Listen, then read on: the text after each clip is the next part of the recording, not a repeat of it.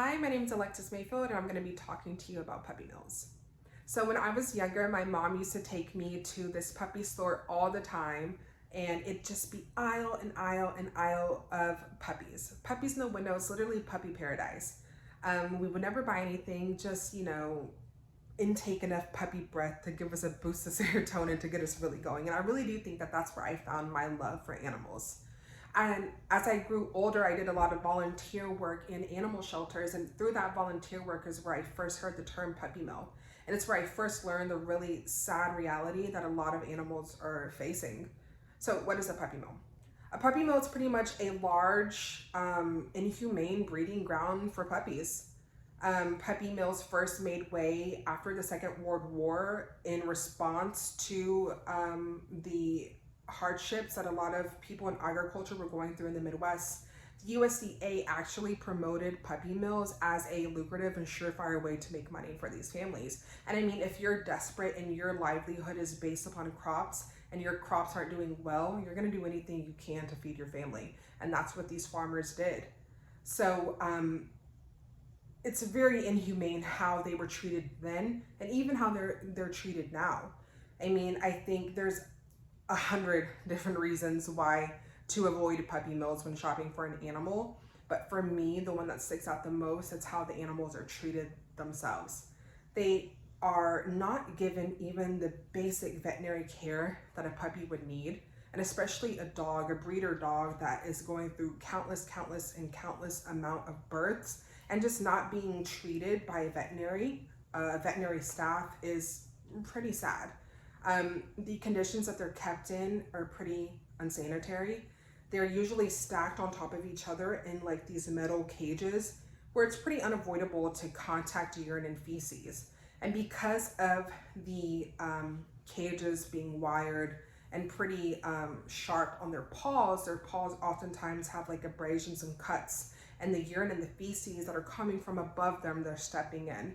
And it leads me to reason number 576 why puppy mills are bad is because they're selling sick puppies to the consumer without the consumer even knowing. I recently came across an article where a family is suing this pet store for getting a sick puppy. They did spend $5,000 on a dog, which I mean is a crazy amount of money to spend on a dog, but if you got it, I guess, right? But I think at some point it goes beyond the money. Now, this pet store did have a warranty that if you had to take your dog to the vet after a certain amount of time of leaving the facility, that they would cover it. But it goes beyond that. They bought this animal for their 8-year-old son. So now their son is having their first experience with death because the puppy did die after they brought it home. The puppy was lethargic, had diarrhea. They took it to the vet. And, sometimes it's too late, The puppy had a rough start in life and it succumbed to the inhumane treatment of the puppy mills.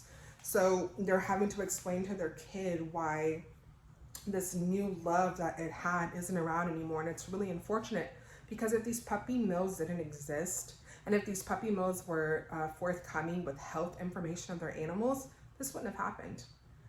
So when I first heard about puppy mills and I first Googled it and I saw just all the atrocities that were happening in these facilities, the first thing I asked was, is there any regulation? Is there anything that the government is doing to stop this? And there is.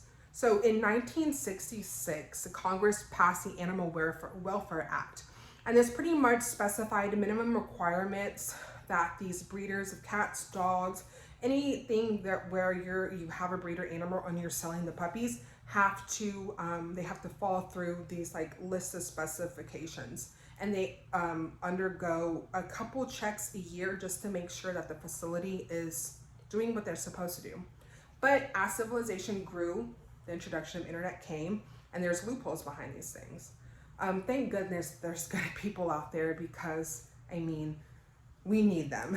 In 2013, a couple congressmen, one from Illinois, one from Pennsylvania, one from California, came together and wanted to add to that already Animal Welfare Act that was out there. So they added the Puppy Uniform Protection and Safety Act, which pretty much put regulatory standards on those breeders that were selling via the internet and telephone to make them hold the same type of accountability as those USDA breeder facilities that the Animal Welfare Act previously covered. thank goodness for that, because I mean, like I said, all you have to do is Google it and you'll see why I'm just so passionate behind this. There's also a number of organizations that are fighting for these animals that are simply forgotten. I mean, yeah, we have a law and we have, the USDA making all these provisions, but people break laws. We see it all the time. Stealing is illegal, but people are stealing right now as we speak. So the Humane Society does a really good job about investigating all the puppy mills and doing something about it and bringing them up to, laws to be stopped. There's this not really myth, but I feel like there's just this feeling that people think that they can't get the dog that they want from an animal shelter. Now, granted, your French Bulldogs, your Golden Doodles are going to be hard to come by, but you don't have to always go to a shelter. There's hundreds and hundreds of responsible breeders that actually care for these animals. They actually love what they do, and they put the safety and comfort of the animals first, and that's so important when you're looking for an animal.